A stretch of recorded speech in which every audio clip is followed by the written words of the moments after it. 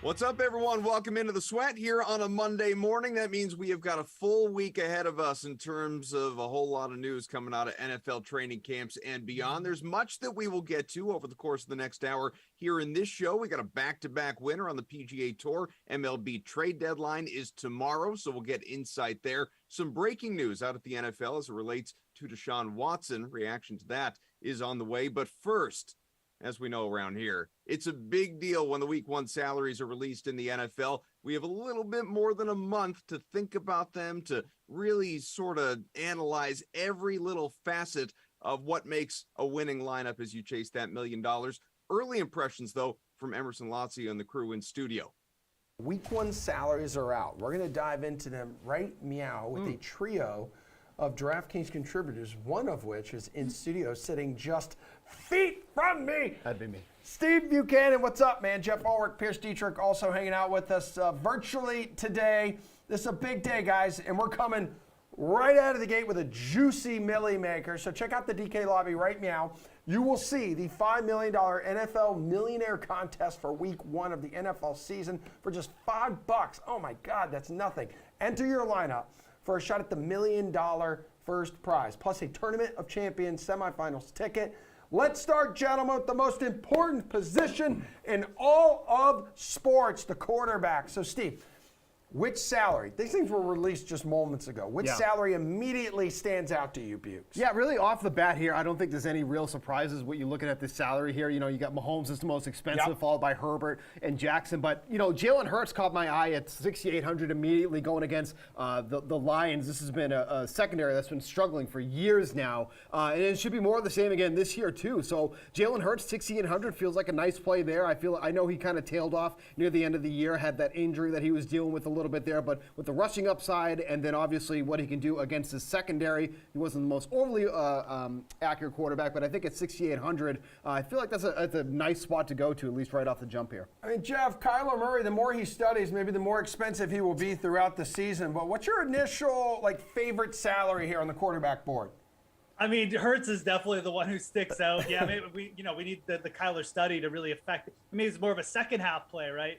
But for week one, it's like you look at the salaries, and this is what most people are going to do. Okay, Mahomes is expensive. You know, Kyler's at 72. I don't know if I like that. Rodgers, he's not going to throw that much. Then you get down to Hurts at 6,800, and you're like, oh, he's under 7K.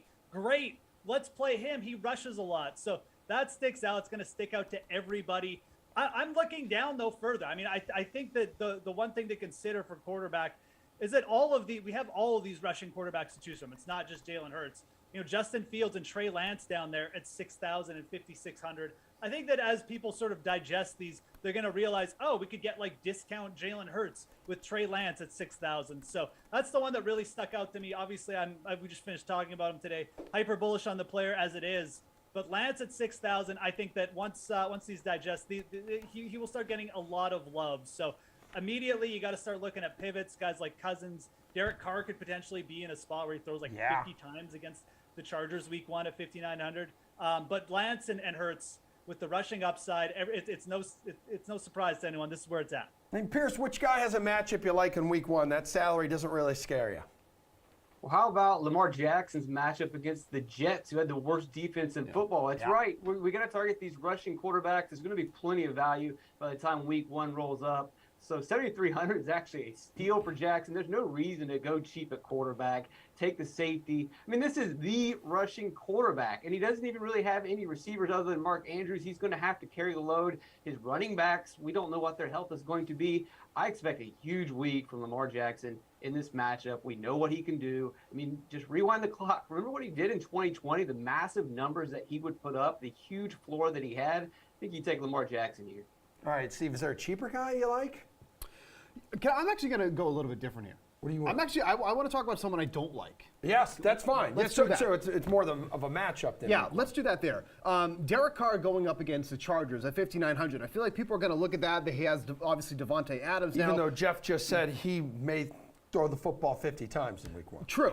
But that doesn't mean it's always going to be a good thing. So No. you have Derek Carr, obviously, with Devontae Adams. That's a huge boost. This matchup against the Chargers is going to be really, really tough. Let's not forget, the Chargers brought on J.C. Jackson, who was obviously with the Patriots for so long. That secondary is going to be, could be one of the best in the league, if we're being totally honest here. So I think just the appeal with Carr being 5,900, has his buddy Devontae Adams in the mix now, and this is also someone who tailed off a lot in the second half of the year. Who threw for over 300 yards in 6 of the first 7 games, and then only once in the 10 games after that. So I just look at Carr as somebody who has a lot of hype. The Raiders have a lot of hype coming into the year. He's 5,900. People are going to go, oh, I want to take that with Adams. That's a really bad matchup. So that's actually one I'd be absolutely staying away from, unless you're playing in tournaments. Pierce, which tier would you have Derek Carr in? Yeah, I'm not even considering Derek Carr. I'm going to follow Steve's lead here, and I don't really like Aaron Rodgers in Week 1. Do we remember Aaron Rodgers in Week 1 last season? Remember that look on his face, how disheveled he was? I don't know if we'll have a repeat, but his wide receiver core, not really that good coming into this game. At that price, I just don't see a reason to go there. Again, the new offensive coordinator, that offensive coordinator leans towards the run. They've got 2 really good running backs.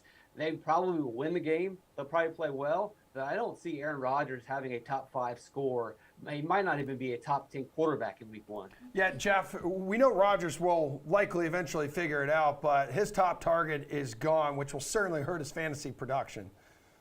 Yeah, I mean, it's probably going to hurt a little bit. I think his top target is something we'll talk about at wide receivers. But I think one thing for Week 1 that you're going to see, and Pierce alluded to this, there's always a ton of values because you don't get through training camp without a couple starters going down, and then the backup salaries, they're just too easy to fit in. So one thing for quarterback to remember, there's like a lot of these cheap quarterbacks, they're just not going to play. Nobody's going to go out and build cheap quarterbacks when you can just slot in a $4,000 running back. So guys like Matt Ryan against the Houston Texans, Matt Ryan and Mike Pittman could just go off for 5 touchdowns in the first half. You've got a veteran quarterback. He's got his arm fresh, new team. I could see that working out. So that's a cheap quarterback stack. I could definitely see Jared Goff against Philly, perhaps a little bit of appeal there. But I think one thing for Week 1 is what you'll see is these cheaper quarterbacks under 6K, like no ownership on them. So something to consider for builds. All right, well, in the running backs department, guys, we have our only player north of $9,000 in Week 1. That's Jonathan Taylor of the Colts. Derrick Henry, Christian McCaffrey, Austin Eckler, Dalvin Cook. Those round out your top 5 salaries here for running backs. Again, Week 1. Which one do you like? If you look at this running back group for Week 1, all of the studs at the top there are in good matchups. Okay. Like, it's really going to come down to... This is a pay-up spot Yeah, for I you think this week. is absolutely a pay-up spot. You got Taylor going against Houston, Henry against the Giants, McCaffrey, obviously there's been a lot of buzz about him and the injuries and everything, against the Browns, Eckler against the Raiders. Like, there's just so many good matchups here in this one. It's hard for me to kind of figure out where I want to go here. I think I'm going to lean with Eckler at 8,200 here, going down to the quote-unquote lower tier of salary here at 8,200, but I think this is a great spot for him. Obviously, we know about the pass-catching abilities that he has. He was so efficient on the ground, too, when he was carrying the ball as well, but this is somebody who was seeing just an immense amount of targets all throughout the season here, ended in Week 18 against this Raiders team with 12 targets, catching 5 for 35 yards, just under 30 fantasy points. I like his spot a lot here going against the Raiders. Yeah, Eckler's coming off his best season of his career, too. Yep. I mean, nearly 22 fantasy points per game, Steve. But, Jeff, I'm looking at Derrick Henry there at 8.6. He remains like a volume monster, but he's 28 and he's coming off a broken foot. Yeah, and again, much like I said with quarterback, I mean, I think that people are just gonna say, I need to pay up for these running backs. You've got Henry going up against the Giants, coming off the offseason arrest. People talking, he's getting old. Like Jonathan Taylor's the new dominant running back. Could easily just pop off in Week 1. Henry's been more of a second half play, but I think this year coming off, a little bit of a down season with the injuries and just Tennessee going out, you could certainly see him go up. I think he'll be a pay up target, but Jonathan Taylor against Houston. I mean, I mentioned the Colts already, but this is a team in the Colts. There's a massive talent gap between these two teams. I could see Indy just absolutely hammering the Texans Week 1. Jonathan Taylor doing a lot of that damage. So, Taylor, Henry, we mentioned Eckler. I think the other guy that people are really going to want to get up to, and maybe we'll go over a little bit overlooked, but Kamara at 7,600 against the Falcons. Like, I mean, again, we have a pretty big talent gap here. Like, big spreads.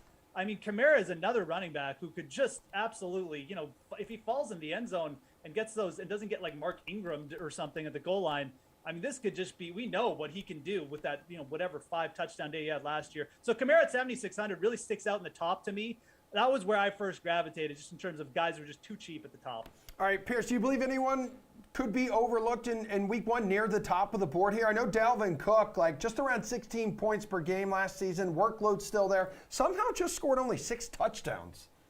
No one's going to go overlooked. It's July 29th, and we're already discussing these players. Yes. Everyone is going to be talked about ad nauseum. So I'm not going to repeat what they've said about these players at the top. They're all going to be, they're very safe. You're going to have plenty of value. You're not going to have any problems stuffing them into your lineups. They're great players. They're great matchups. And then as Jeff alluded to earlier, we're probably going to end up with a 4K running back that emerges based on injuries. What really intrigues me are these running backs in the $5,000 range. Okay. Now, they may become irrelevant as training camp goes on, but right now you got Antonio Gibson, Damian Harris, J.K. Dobbins if he's healthy, Gus Edwards if he's healthy, Miles Sanders, I mean, in a great matchup, Clyde Edwards-Helaire or Rojo, depends on who emerges as the main back. But I really think that this $5,000 range is going to be interesting. It might go overlooked. It'll be talked about. Everyone's going to play the guys at the top.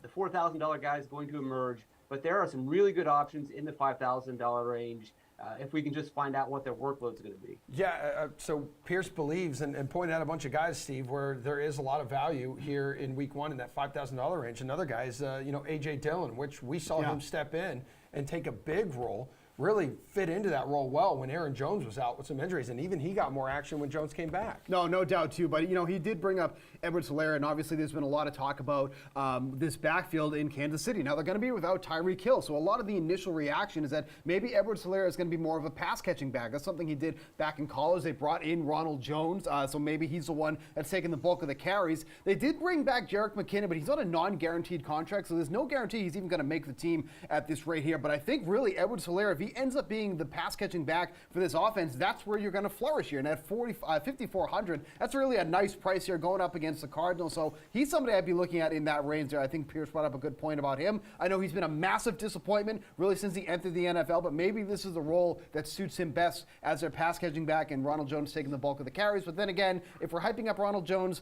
before the season begins, you know that football is coming. So there's something to always think about as well. Yeah, it's true. Jeff, I mean, is there someone here further down the board who you believe could bring some value to lineups in week 1 on DraftKings? Oh, yeah. I mean, it's already starting to emerge, right? Like, I mean, Ramondre Stevenson is a great example. I mean, I'd have some interest in him anyways. It's already news at a Patriots camp. He's taken third down snaps ahead of Damian Harris. Oh, my God. Like Ramondre Stevenson. I mean, this is, again, like we got 4 weeks to talk about this. He's only 5,500. He's got a good matchup. So that's a player already you should have your eye on. Kenneth Gainwell down there in the 4K range. He's taking snaps ahead of Miles Sanders. Oh, my God. Like Kenneth Gainwell's 4K. He's going up against Detroit. So it's going to be numerous stories like this. Those are 2 guys who just popped off. Damian Pierce out of Houston is another player to keep an eye on. I'm not sure how much I like him just because of the matchup, and I'm not sure how competitive that game is going to be. But Pierce is again, a player who could have a big workload right off the bat. I'll say this. Steven Pierce, we haven't even mentioned Saquon Barkley at 6,100. I mean, we're talking, everyone's going to pay up for Derrick Henry, Jonathan Taylor. Play the other side of that game. Saquon Barkley, he's the one who's been like those pictures on social media. He's looking good. I mean, are the Giants live in this game? I kind of think they might be. I'm out on Tennessee after last year, Pierce. So I think Saquon Barkley at 6,100 might end up as like a really interesting pivot play. All right, the only wide receiver ranked in the top 6 salaries on DraftKings for week 1, Devontae Adams here, guys, $8,100. Justin Jefferson, $7,800. Debo coming in 3rd. Jamar Chase, Keenan Allen, all north of $7,000. Steve, Adams' high level of play. It's not going to stop in Las Vegas. Yeah. But his fantasy stock, it gets slightly dented going from Rodgers to Derek Carr. Is he worth this price week 1? No, again, and the two guys you mentioned, Adams and Jefferson, not in great matchups going against the Chargers and the Vikings. I mean, and the Packers, two tough matchups for both of those guys. So I wouldn't say I'm overly interested in them as of now. But this also comes down to if we get any value that comes out of the running back spot as we get closer and closer, maybe you can get some of these guys in. But the biggest thing that jumped out at me, and I'm sure these guys are going to agree, is that Tyreek Hill is 6,800. We very rarely see Tyreek Hill in 6,800, but this is the Miami effect here. This is going from Patrick Mahomes to Tua. But the thing is here, too, is that Hill is not going to get those deep balls, of course, but Tua is extremely accurate, and they're obviously going to be scheming up these plays to get him in the open field and get him so he can get his speed going, because that's where he obviously excels. So, you look at Tyreek Hill against the Patriots, who, by the way, like we mentioned, are taking a huge step back in the secondary. This is not going to be that lockdown secondary we saw before from the Patriots. So Tyreek Hill at 6,800, yes, the quarterback isn't as good, but when do we see him at this rate? He could absolutely smash I would roster Tyreek Hill. He was 5,800. Really? Get out of here. All right, he did. Tyreek Hill take. No, I don't want any Tyreek Hill this year. I might consider Waddle, but. All right, he called Tua. Coming to a new team, new scheme. He might get a few runs. The Patriots are going to run the ball. No, I don't want Tyreek Hill. I mean, he called Tua the most accurate quarterback in the NFL just days ago. Good for him. I mean, of course you're going to build up your quarterback. Yeah, I mean, in all seriousness, Tyreek Hill, I don't know. We don't know what to expect. Maybe Steve's right that he'll just go overlooked and people will have this attitude. But I think that with him being under 7K, he'll get some ownership. So I don't know. If I was targeting a player, I'd go with Tua's accurate. And who did he target on all those short throws last year? It was Jalen Waddle. That's where I would go. Okay, so that's your top wide receiver. That's one of your. No, it's definitely not my top wide receiver. That's where I'd go for Miami. I think that wide receiver is going to be interesting. I think a lot of people will not pay up for a wide receiver because there's so many cheap wide receivers with just intrigue. I mean, what do we look at when we think about wide receiver? We think about, guys who can just spike off for week 1. Kadarius Toney at 4,100. This guy's already making some plays in training camp. He's going to be starting out wide versus Kenny Golladay, who's allergic to scoring touchdowns. Wow. Tony is in a great spot here at 4,100. Brandon Ayuk at 5,200. If you're playing Trey Lance, it's going to be interesting. And look, all of the Kansas City wide receivers are under $5,000. Sky Moore, Mecole Hardman. They're playing with Patrick Mahomes. I don't even care who they are. So there is just a ton of cheap wide receivers that people are going to like to play. I think that the top guys, Jefferson, Samuel, Devontae Adams, that's going to be where the contrarian build is if you get 2 or more of those guys in a lineup. I mean, Pierce, looking at week 1 here, wide receiver salaries on DraftKings, do you agree this is a spot to pay down? Aren't we contractually obligated to mention Sammy Watkins at Yes. $4,700? It is week 1. That's right, baby. But, hey, you got to think about it. Just above him is Robbie Anderson. If you believe that Carolina has turned things around and that CMC is going to relieve some of the pressure. Devontae Parker. It's under $5,000. That's another option right there. I think Jamar Chase is pretty cheap. I know Pittsburgh, one of their strengths was a secondary, but a lot of that secondary strength relies on that pass rush, which is still pretty solid, but the Bengals have improved their offensive line. I would imagine that Burrow and Chase are going to take a big step forward this season. I also want to touch in on the Dolphins thing here. I just don't know how you can roster anyone for the Miami Dolphins in week 1. We don't know who's going to be receiving the passes. You've got Hill, you've got Waddle, you've got Gesicki. They've also got Cedric Wilson in there. And we didn't even talk about Chase Edmonds.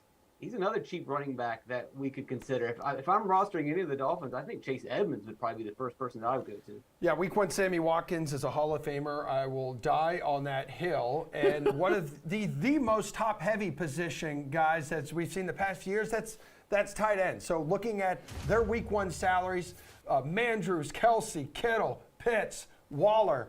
What's your strategy, Jeff, for week 1, the tight end position? Oh, you know what it is. Yeah, there we go. It's punt. Yeah, Let's dude, go. you and Cheap tight Pierce. end season, folks.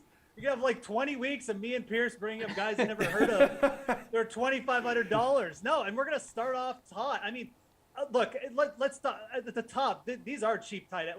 For Andrews, Kelsey, we will see these guys at 8K at some point in the year.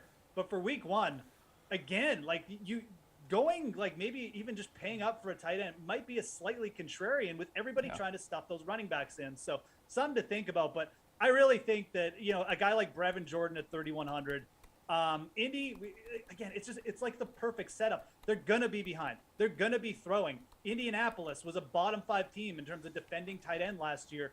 They did lose like Matt Eberflus. So I look at Brevin Jordan, who's like potentially just going to slot in as like the number 2 receiver there in an offense under Pep Hamilton, who does like to use multiple tight end sets. That's probably my favorite play right now for cheap. Just obviously we looked at these salaries like 5 minutes ago, but Brevin Jordan, 3,100. I think a player who's very live for week 1 and will probably get talked about a ton, but you know what? Who cares? I think that for cheap tight ends right now, that's where it's at. I mean, Steve, it seemed like you agreed there with Jeff when he talked about paying up at tight end in week 1. Could end up being a contrarian move. I think that's a contrarian move every week, right? Because nobody wants to pay up for tight end. It's like in baseball. Nobody wants to pay for a catcher. You always punt the catcher. Yep. That's what you do with a tight end here. So just going off that sentiment there, let's not forget Evan Ingram is a Jacksonville Jaguar. Yes, Now, he if is, we are baby. not mistaken. The Maybe Lord this- and Savior Trevor Lawrence tossing him the rock. Maybe this is where he flourishes. Maybe this is where he actually starts making a move again. But at 3,500, we obviously know the talent that he has. He's going to be a red zone threat for the Jaguars going up against the Washington Commanders. 3,500 for Evan Ingram is obviously, if you're looking at his stats from last year, did nothing fantastic for, rightfully so on the Giants there. But I think on the Jaguars, not that it's a huge upgrade with Trevor Lawrence, but I think it's a different scheme for him. So I think Evan Ingram at 3,500 is something to look at if you're looking at those values. Pierce, anyone in a smash spot, your opinion, tight ends week 1? Mark Andrews is going to be the obvious play. I also like Dallas Goedert with the Philadelphia offense improving. He's going to deal with less pressure. How about Zach Ertz? Close the season out really strong. Hopkins isn't going to be ready week 1. He should receive upwards of 10 targets. He doesn't break the bank. He's not super cheap, so maybe those guys in the middle might go under-owned. All right, we'll wrap this thing up here, guys, with defenses. Defense. I know, dude. Listen, we got to do it because you got to roster one on DraftKings. These are the week 1 salaries. So San Fran and Baltimore both will cost you at least $4K. Steven, this is just one of those positions you like to play week to week, really, depending on the matchup. So which one do you think, as of right now, has the best matchup? I mean, just quick look here. The Packers going up against the Vikings, I don't think is a bad spot there. They're only down at 3,200. I don't hate that one there. Even the Titans going up against the Giants, they're a little more expensive at 3,500. Obviously, Daniel Jones is trying to work on the numerous mistakes that he made last year with his ball control, so that's obviously something there too. But just quick look there. Those are the two ones that kind of came out to Titans and Green Bay Packers. All right, Ulrich, which one stands out to you? Oh, I mean, it's all the way down at the bottom again. Look, everyone's going to play Jalen Hurts. The Detroit Lions are at home. They're Piercy's Super Bowl pick. And, Jalen Hurts will turn the ball over. Maybe the game does end up being like 30-28, but, Hurts ends up with 3 turnovers and the Lions get a pick. They're the mid-price. I mean, they will get played. And it's also a nice move in big field GPPs. Jalen Hurts is going to be the most owned quarterback. You get leverage against field by playing the defense on the other side. So the Lions definitely stick out. And I'll say this, the Jaguars against Carson Wentz. Yeah.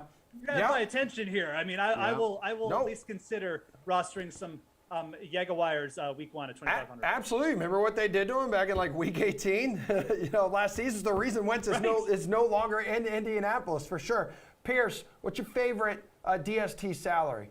Yeah, I kind of like America's team in Jacksonville going up against Carson Wentz. They have improved that defense in multiple spots, so I would look them. And also the Bengals. We look at the way they closed the season out. They were very fortuitous with the turnovers. They had a very strong pass rush, and the Steelers have a weak offensive line at best, and we don't even know who their quarterback is going to be. So if we're looking for turnovers, possibly that defensive touchdown, I think the Bengals have a really good shot at getting that. All right, let's just get some quick final thoughts here, guys, as we wrap up NFL Salary Release edition of the Sweat. Just anything you recommend to people who are going to be building lineups here, Steve, week 1. Obviously, we still have some time. Doesn't kick off until I think September 8th, but we're talking the main slate here on September 11th. You got to keep an eye on like storylines and injuries and things like that. Yeah, I mean, week one is always one of the ones where you can get tremendous value on some of these guys that you will not get that moving forward because these are set in stone here. We have about 2 months now for news or position changes or depth chart changes to happen here. So obviously reacting to the news is always going to be something that's important. It's important every week, but with the prolonged wait that you have with this week here, there's something to always be aware of and just trying to look for some of those values there because, especially in these first weeks, people are trying to just jam in the names that they know. Where there's guys and a lot of these rookies, a lot of the wide receivers, very heavy wide receiver draft here. There's going to be a lot of these guys that can come through. So just react to the news and just keep an eye on these salaries. I think that's very important for week one. Yeah, Jeff, number one piece of advice here for people in week one. Oh, okay. I mean, look, watch the news and stuff and just look at where the sentiment's going and then think about the other side of that game. So if you like Matt Ryan and the Colts, think about who's going to potentially be a play on the other side of the game, like Brevin Jordan. The same thing with San Francisco, perhaps Darnell Mooney on the other side. Think about where the field is going and think about how you can work off of that. I mentioned the Lions defense with Jalen Hurts. So always pays to keep in mind, try to look where the crowd is going, but don't necessarily go there 100%. Look at where you can get unique because, again, we're playing massive field tournaments. We've got 4 weeks to talk about. A lot of this stuff is just going to everyone's going to pile on the same plays. Think about ways you can differentiate yourself either by build, by stacking, or just, pure punt plays. So lots of time to think about it, obviously. Pierce, looking at all these salaries, who do you believe will be the chalkiest player in week one? You could take me to any position. I think Jonathan Taylor is going to be one of the highest owned just because people are going to play it safe. They know what to predict. They're going to have plenty of salary to jam him into the lineup.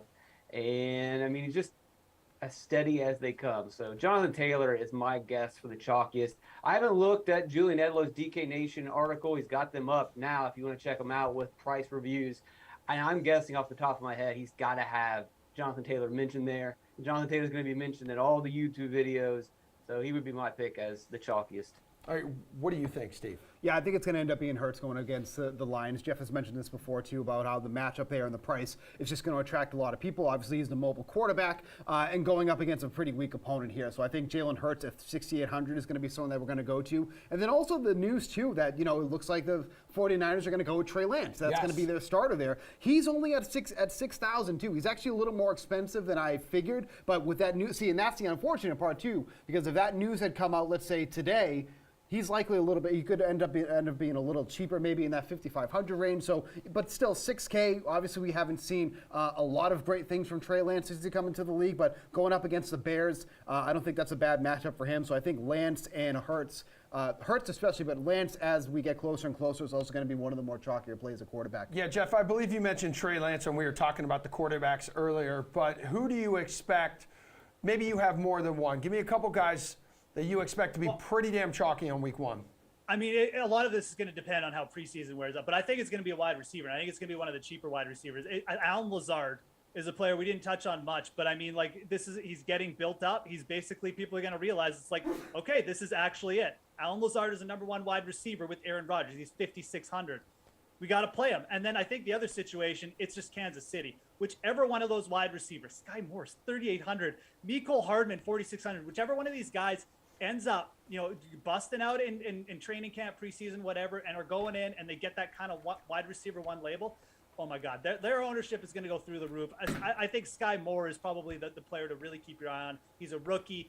People know he's a high draft pick. If he gets that love and starts to get strong sentiment, he will perhaps push for most owned player. And then, Steve, you just mentioned also just keeping an eye on the news and how that can impact the way people decide to construct their week one roster. Guys who could end up having huge value in week one, depending how these next few weeks of training camp shake out. So anybody come to mind? For example, like a Kenny Pickett. Kenny Pickett winning the starting job in Pittsburgh. That would be interesting. And he's only $4,500. Right. But, we talked about this earlier, too, with the Chiefs' backfield. Is it going to end up being Ronald Jones, because that's the hype during the training camp as always? Or is it going to be Clyde Edwards-Helaire taking the bulk of the carries? That's going to make a difference, too, because both guys aren't overly expensive, too. So just watching who ends up winning these jobs for that week one role is going to be someone that's going to be very pivotal, too, because neither guy, like I mentioned, is going to be overly expensive. So when you're looking at, Edwards-Helaire, Ronald Jones, these guys in in the competition for those starting roles is going to be something too. And then some of these rookies, some of the wide receiver rookies, what role they're going to end up having too as well. So just keeping an eye, a lot of them there. A lot of them taking in the first round this year. And it's like Drake London over in with the Falcons. Just someone who has tremendous upside. So just watching the news, seeing where these guys land, that's going to be pretty critical. Jeff, we have less than 2 minutes to go in show. Anyone you believe is like an injury away or winning a camp battle away from being an extremely valuable player to roster in week 1 on DraftKings? I mean, there's about 40 running backs that we can list up here. So but that is the position. I think that like for week 1, that is where, we'll see once these training camp battles get kind of sorted out. Like I mentioned Kenneth Gainwell. I think that's very much a situation to keep an eye on. Miles Sanders was ineffective last year, but there's more. Raheem Mostert over in Miami is healthy now. Chase Edmonds isn't guaranteed anything in terms of a starting job. If Mostert all of a sudden gets proclaimed the starter in a Mike McDaniel offense, he's going to have tremendous value. I mentioned Ramondre Stevenson too, but there's just too many spots to mention. Tyler Algier in Atlanta is another player. So yeah, there's tons of spots to keep an eye on. It's really the running back spot is where you're going to want to. Obviously, is where we'll probably get these cheap kind of running backs. People will look to slot them in as their flex with like a Jonathan Taylor and whoever else, Kamara, Derrick Henry kind of build. All right, Pierce, bring us home here. Anyone you believe could have a lot of value? Maybe anyone you expect to potentially be the biggest surprise in week 1?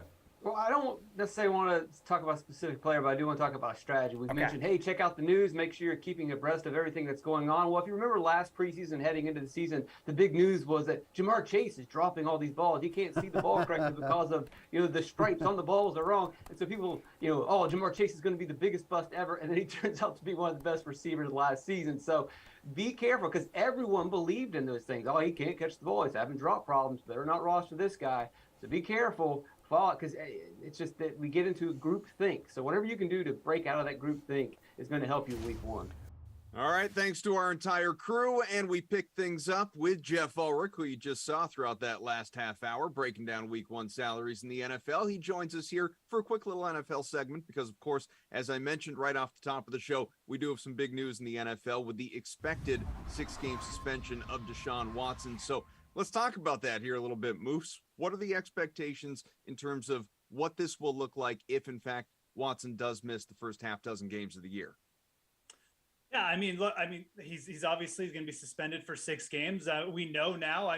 For fantasy purposes, this is obviously huge news, but for betting purposes, this is pretty big as well. The Cleveland Browns were sitting as very clear third favorites in the division. They were up to plus 400. At one point, to win that obviously the AFC North, and just looking at the DraftKings odds today, it looks like they're down to plus 230 now. They're still the third favorite, but they're right there with the Bengals. The Bengals are at plus 210. So from a division winning perspective, if you jumped on the Browns at plus 400 or whatever they were, like a month ago, you're extremely happy with this news. They've got Jacoby Brissett in.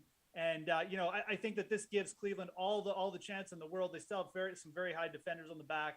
Obviously, their offense is going to be revamped with Cooper and Deshaun Watson. So from a betting perspective, the discount we were getting on the Browns and just gambling on, Deshaun Watson's future, that's over. Now it's being priced in, and they're right up there, almost the same odds as the Bengals. Well, as you said, plus 230 to win the AFC North. And again, the expectation is Jacoby Brissett would be the man under center those first 6 games. You look at the opponents, there's only one, Jeff, that's in the division. It's actually a pretty manageable schedule. You have the Panthers, the Jets, the Steelers, the Falcons, the Chargers, and the Patriots as 5 of those 6 teams, one of them in there twice, obviously. So what do you figure the worst case scenario is for Cleveland in those first 6 games to still have a realistic shot at the postseason? Yeah, the Cleveland Browns' first 11 games are really, really interesting. You mentioned the first 6 games of the schedule. They only have one team with a win total that's big, or sorry, 2 teams with a win total over 9 games right now. They have the Chargers and they have the Patriots. Then you have the Falcons, Jets, Steelers, Panthers. All these teams have win totals right now in the DraftKings Sportsbook under 8. The Panthers, Jets, Falcons, they're sitting around 6.5 or less. So they've got some really soft games to open. The problem is when Deshaun Watson gets back, it's just a murderer's row. Bengals, Dolphins, Bills, Bucks. So they're going to get Deshaun Watson back at really the perfect time to take on all these tough teams, but they're still going to need to take advantage of these easy games.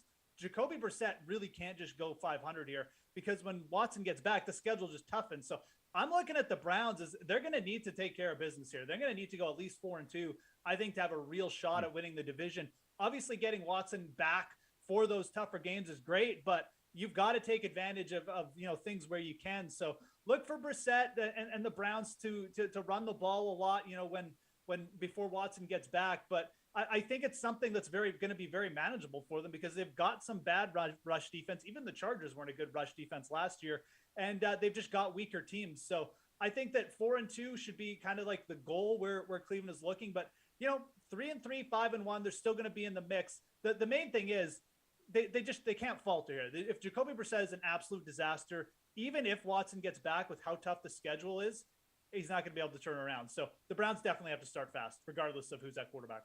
So whether it's best ball or another format, if you're just looking at, again, not Watson, but Brissett with all these skill players, whether it's Cooper or Chubb, what's your impression? I mean, what's the strategy as you look at some of these guys and how they're going to be impacted playing with no intended respect, but obviously a lesser quarterback?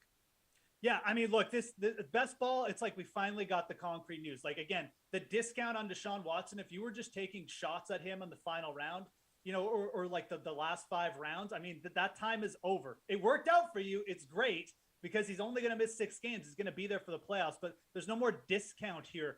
Expect Deshaun Watson's ADP to rise, and expect Amari Cooper's ADP to rise too. This was a player who was kind of just fading in drafts, getting ignored. He's only going to miss with Watson for 6 games. The Deshaun Watson, Amari Cooper stack, it's going to be there for the playoffs, and it's going to be a good one. We've seen Deshaun Watson just be a really, really good deep ball passer. Him and Will Fuller just putting in some huge games. I would really take a look at Donovan Peoples-Jones as well late in drafts right now. He's the clear number 2 in Cleveland. They have some other names there, but some injuries factoring in. Peoples-Jones has been a very good deep target. He didn't do much with Baker Mayfield, but I think that was more of a Baker Mayfield thing. Don't be shocked if Donovan Peoples-Jones perks up a little bit. And I think Nick Chubb is going to be just fine too. I think Watson is going to give everyone a boost, just more red zone opportunities. So I think it's just a big boost to everyone on that roster. I didn't even mention David Njoku, who I think is still underrated, going as like the starting tight end 1 now on Cleveland with Deshaun Watson. So big boost for all the Browns skill players. Again, looking at Donovan Peoples-Jones is a real nice late round flyer right now.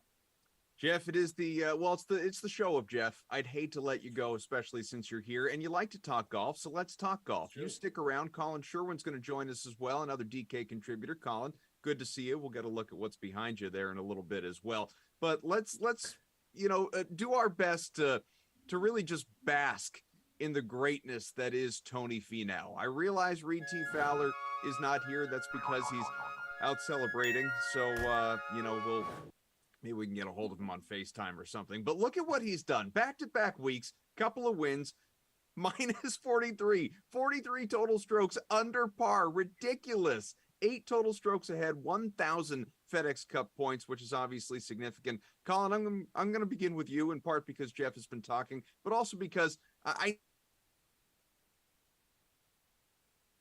now of late.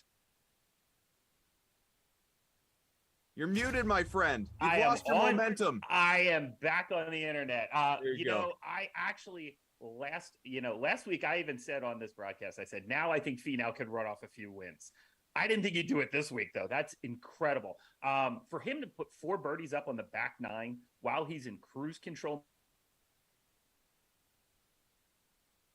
playing with, completely fell apart. I mean, it was something. That was a real performance. I think you got to look at Tony Finau now as one of these guys who can compete and possibly even win the Tour Championship. He could be a guy that goes forward now. He's definitely playing the best golf of his career. He's always had the game. The question is, did he have the mental game to put it together on Sunday? Well, we've seen it now back-to-back Sundays that he can do it. And you can't help but root for the guy. I don't know if you saw his social media over the weekend. He's like doing the Dougie in his car on the way to the course and things like that. So, it's a great story and I'm really happy for him. But yeah, I mean, there's a reason, I will not bet against Tony Finau. And actually, I wrote this last week. I actually had this up on the whiteboard before this tournament this week. It's because once he got it done, that mental hurdle is cleared, and now this guy, the ceiling is off for this guy. He could, I mean, look for him in the majors next year as well. Jeff, do you agree with our modern day Bart Simpson over here? I mean, we both knew this was a possibility. I think I called it look out for the summer of Tony. I mean, but like Colin, I thought, maybe we'll just get it in the playoffs here and he'll take a little rest. But look, we shouldn't be overly shocked. It was another easier tour venue where you could smash driver, and it was just a weaker field, and it was exactly what we saw at the 3M Open. So why wouldn't he come in and put 4 more rounds together? I mean, he's good enough to do it. I think once Finau realizes that, like, these guys, and it's like the light just kind of switched in Minnesota. So yeah, it's impressive. It's good to see. We've been waiting for this for so long. Unfortunately, he's gone off as like the favorite the last 2 events. He wasn't quite the betting favorite last week. You could have got a little juice on him, but like he was the favorite in Minnesota. It's really like nothing to profit off of here, unfortunately. It's just really good to see a good guy and a really high-end golfer finally cash in. So that's good. I didn't profit off it at all, but maybe in the future, maybe in the playoffs, I'll be able to get another chance. Well, as we celebrate Tony Finau, we are also chasing or fading the Wyndham Championship, some of the odds that are on the way here as the PGA Tour goes to North Carolina. And you take a look at, Kevin Kisner with the win last year in a ridiculous 6-man playoff. Previous winners, Jim Herman, JT Poston as well. These 3 previous champs, their odds this week, one doesn't necessarily belong in the conversation. Kisner plus 4,000. Poston is at plus 5,000. And then you have Herman all the way down the board at plus 40,000. Whose odds are you chasing here, Moose? Yeah, the Herminator. I mean, look, to the Herminator's credit, he was plus 40,000 the year he won as well. The guy just kind of pops up. But no, we're not going to bet Jim Herman this week. At least I'm not. As far as the other 2 guys, like Poston and Kisner have actually both been playing well. I really don't have an issue going back to either one of them. I might take a look at just, seeing if Kisner can go back to back. We've seen players do it. KH Lee did it this year. Cam Davis had a good showing at the event he won last week. I think going back to Kisner is just fine at plus 4,000. So, you're looking at those 2 guys. Kisner is obviously had a bit of a slow streak during the year, but when has he popped up? He popped up at this time last year, and look, he had a good Open Championship. He was playing. He had a good result at the Travelers before that. I think going with Kevin Kisner is fine at plus 4,000. It's not my favorite bet on the board, but it's someone certainly I'm going to take a look at in this range. You see it on the screen. Poston's moved to plus 4,500. So what's the outlook here from you, Colin? So Kisner, I did a little research, did my own research here, and here it is. Kevin Kisner is at 38 years old, has won 4 times on the PGA Tour. He's played in 278 events, and he's won $28.5 million. That is just incredible. He's also got 5 top 10s this year, but he has been cut in 5 of the last 7 events that he's played. Poston now down to 4,500. Here's his last 5. Cut, T2, 1, cut, T11. So let's just say the roller coaster is definitely there. He shot 62 on Sunday to win at this event 3 years ago as well. I kind of like Poston. I liked him at 5,000. I still like him at 4,500. Seems like he's a guy who can go super low when he wants to. This course definitely sets up well for him. So I think Poston at plus 5,000 or even plus 4,500 has a little bit more value than Kisner at this point, because Kisner's just ability to grind on the PGA Tour is next level. But Poston really getting it done. Jim Herman, congrats on your exemption. Colin, a couple other guys who are, arguably bigger names, obviously, than maybe even some of the ones that we were just discussing. Siwoo Kim as well as Webb Simpson. Both these guys have won this event. Both these guys have been runners-up in this event as well. You look at their odds, they're, a little bit better. Simpson is plus 2,000 coming in. Kim opens at plus 2,800. Who do you like better? I'm going to go with Kim by just a hair here. Now, Kim has played 26 events this year. He's got 1 top 10. Simpson has played 19 events this year. He's got 1 top 10. But Siwoo Kim, 49th in the FedEx points. Webb Simpson, 126th in the FedEx. His tour card is on the line this week. So I think being a guy who can, really needs this, you got to get it done, because he's got to find at least 2 more or 1 more spot on the board to go ahead and keep his card. So he's a veteran. I think he can possibly grind it out this year. I think plus 2,000 is way too low to bet him though to win. But maybe it's like a top 10 type of play or something in that range. That might be make a little more sense. If you're playing for your tour card, you're probably not going to take a lot of chances on a Sunday to try and win a tournament when you just need to sort of get in the house. Jeff, you chasing as well?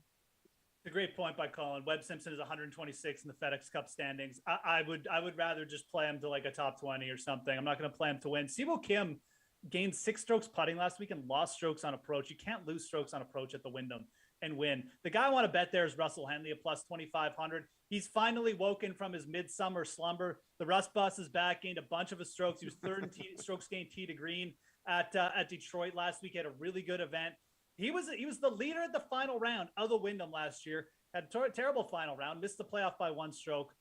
This is redemption time for Russ. He blew a win at the very first event of the season, the Sony Open. Now he's going to grab a win here at the very last one, at least in my opinion. I like Russell Henley a lot. I also like Aaron Wise a lot at plus 4,000. Those are 2 players I would rather bet than Siwoo or Webb. I know those guys are both former champs, but give me Henley and give me Wise there in that range. Jeff, let's go right at the top then. Will Zalatoris, Shane Lowry, they are the favorites on the DraftKings Sportsbook at plus 1,200. Right behind them, you have Sungjae Im, Billy Horschel. They are plus 1,400. The question is not who do you like, who you fading? It's Will Zalatoris. It's another putt-putt contest, right? Where you have to, you know, Zalatoris certainly can get hot enough with his irons where he could gain like 8 strokes here, but you still will need him to gain like 3 strokes, at least putting. And I think that it's doable, but he's still the player I want to fade. The guy here who I would more be on would be Sungjae Im. You know, he's got the better course history. He likes Bermuda grass typically over his career. So Zalatoris, again, going to be a fade. I mean, could this be the week where he finally puts it together and just, you know, again, smashes four rounds? Maybe after seeing Finau break through it happens, but he's going to be another fade for me. I feel pretty good about the call, and I'd be looking to really start my card down the board with Henley and Wise down there in the mid-range. Colin gave you those top 4. Who you out on? Yeah, I'm out on all of them. I'm not taking any of these guys this week. I'm definitely going down the board. But again, I agree on Zalatoris. Look, the fact that the guy's never won a PGA Tour event and he's the chalk this week really is just kind of a bit unusual. But he is the best ball striker in the world. Like, let's not take away. Will Zalatoris hits the ball in the middle of the fairway better than any golfer since Tom Watson. He's incredible. He just can't make a putt. And that's going to be a problem on a course like this. You know, we're going to want Zalatoris at places where there's going to be a lot of 2 putts. He's going to play really well in majors. He's going to be a great player at the US Open. But this average, you know, kind of mediocre PGA Tour setup that he's going to see this week, not something where you want to be around him. So yeah, if I had to take anybody, I'd take Sungjae Im. I would fade Zalatoris and Lowry. And I don't think there's a lot of value in the top of the board this week. Go down, try and find a winner. Guys, before I let you go, let's take a look at the FedEx Cup standings and where things stand right now. You mentioned Webb Simpson before, obviously outside look behind the likes of Stuart Sink, so many others above him, obviously. So when it comes to motivation here, Jeff, we'll start with you. I mean, what's the best bet? Is it a top 10? Is it a top 20? I'm sure you're not thinking outright right now. No, I mean, most of these guys, I don't think I would bet outright. I mean, Tyler Duncan played well last week. So did John Hu's been playing well, but I would look for top 10s on guys like that. I think it's actually a good call. You know, Lucas Glover is certainly a player who has the higher end irons and is in a spot where he pretty much needs a top 10 to move into the top 25. So that's something to consider. That's certainly a player I would consider here. It's a pretty good veteran setup. I think Glover at obviously 128th in the standings, someone to look at. And then I mentioned John Hu and Tyler Duncan. Why not just play those guys? I mean, I think that both of them for top 20 bets too on the DraftKings Sportsbook, they're going to get you good plus odds. They set up well for this course. Both guys are short hitters, but you know, their iron play has been really solid. And if their putter shows up, I mean, they will definitely challenge on this course. I don't want to bet them to win this week as we discussed, but Tyler Duncan, John Hu, I think make for really good, even like top 40 market bet. They can get bypassed. So Hu, Duncan, looking at top 40, and then a guy like Glover, I think that's a good top 10 bet. The fact that Glover needs that top 10 or he's out. Where are you looking, Colin? Yeah, we are copacetic here. I also like Pat Perez in that spot too, because he needs to get some shots back this week or else he's not going to make his. So the guys that finished 126 to 150, they are going to love. He's on love. Oh, sorry. Apologies. I meant Webb Simpson. It was going to happen eventually. I had it highlight because he's 127 and I have Webb Simpson highlighted at 126 and I just transposed them because they're right next to each other on the list. So I take that back. My apologies. But yeah, Webb Simpson this week I think is a guy. He's got to go low. So like, why not? You know, give a guy like that a shot. The other guy I really like this league. Like speaking of Liv, Ricky Fowler is 133 in the FedEx Cup standings. If he wants the option to not go to the Live Tour, he's going to need to make up 8 spots this week to keep his tour card. I think he's a guy who can just sort of like put it all together if he needs to. He has shown flashes, and I think he's going to need to show a flash this week. The other crazy storyline is Scott Piercy 2 weeks ago was on the back nine with a 4-shot lead with an exemption, a 2-year exemption, a tour card, and everything on the line. Now he's 117 in the FedEx Cup standings, and there's a chance he does not keep his tour card after having a 4-shot lead in the back nine on Sunday on a PGA Tour event 2 weeks ago. Craziness, absolutely crazy. He missed the cut last week. If he misses the cut again this week, he's in trouble. Colin, much appreciated. You can redecorate the board for your next visit here on the show. And Jeff, because I'm a nice guy, I'll give you the last 5 minutes of the show off. We'll talk to you both again later this week. I'm certain of it. Baseball on the way with Nick Fryer.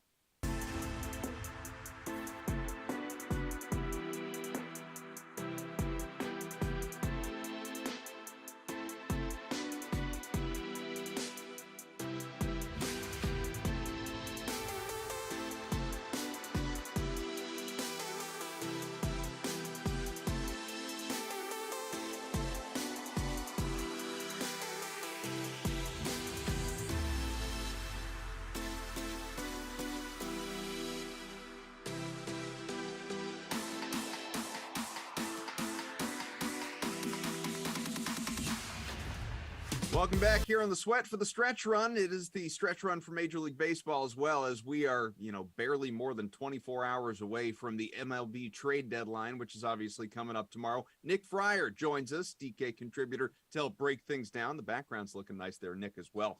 Couple trades over the weekend. Luis Castillo on the move, the All-Star to Seattle, David Peralta to Tampa. Are these guys enough for the Mariners and Rays to get them into the postseason, you think? Well, I think with the Mariners, for the Rays, they're a good team. I'm never going to count them out. So I think this is a solid move for them. But this is also like a Rays move. They're not going to go in and make this like crazy knock your socks off trade or acquisition at the deadline.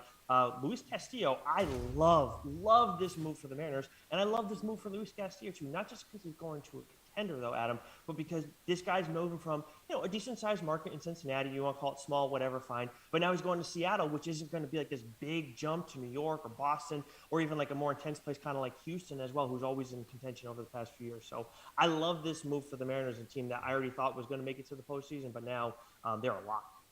We'll have more MLB trade deadline preview and analysis coming up later on the slate tonight, the Sweat tomorrow morning before the deadline as well. But in the interest of time, Nick, let's talk about tonight's slate.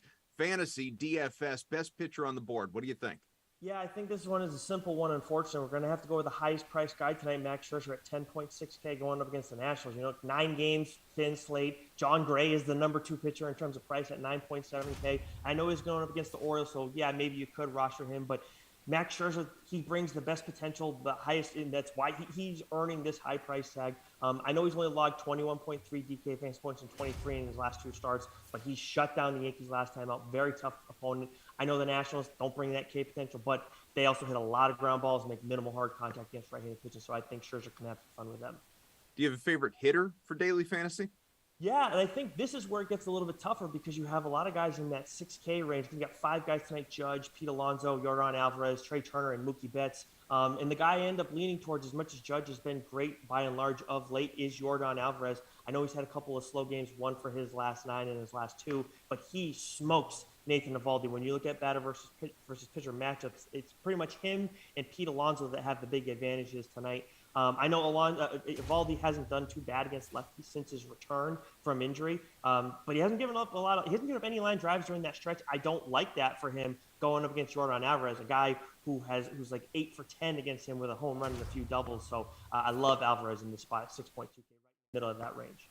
Could be a swan song for Eovaldi in a Red Sox uniform as well before the deadline. What about a value play tonight? So I think for pitchers, it's really important tonight because, again, talking about a thin slate. Look at Domingo Germán going up against the Mariners. He's 6.4K. I know the Mariners are not striking out much against right-handed pitching. Not like the Nationals where they're stingy. They're 11th in K rate, this month against righties. But Germán is coming off a 7 strikeout performance against a tough Mets team. And most of the Seattle hitters haven't seen Germán. Those who have, it's like 10 plate appearances. He has 4 strikeouts against those guys. So a little promising there. Again, you got to save some money if you're going to be rostering Scherzer. From a hitter standpoint, take his battery mate tonight, Jose Trevino, at 3K. Again, a catcher position that we like to punt on that by and large. He's 5 for 12 with pitching this season. I know he hasn't done well against lefties of late, but Trevino is still in a good spot against Gonzalez. Nick, I know you. You've been scouring the DraftKings Sportsbook all morning long looking for advantages. So you tell me, across the board for baseball, player, team, whatever, what's your favorite bet? Yeah, man, I have a few that I like here a lot. I mean, you got the over on the Red Sox total in that game, the game total, not the team total. I know you usually cheat there. I like the Giants as underdogs against the Dodgers, but number one for me has got to be Marco Gonzalez going under 17.5 outs reported. That's at minus 105, which I'm kind of surprised about. But then again, you look at his stats, he's been hammering the over on that. I think he's just gone under once in his last 8 starts, and he actually logged 5 2/3 innings, so he's right there on the cusp of that 17 outs.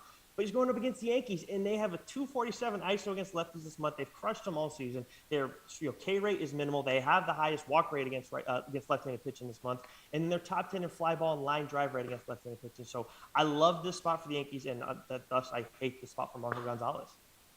All right, man. Appreciate it. Best throughout the week here on The Sweat. The Sweat comes your way 11 a.m. Eastern, Monday through Friday. The slate after the 4 o'clock Madden Sim, right around 5:15 every day as well. So make sure you check that out later on. You got a full day of Madden Sims coming up for you, starting in just a few minutes, noon Eastern. I'm Adam Kaufman. We will be fully in studio tomorrow. Make sure you join us. The Jeff Show, The Sweat, is over for today. Enjoy.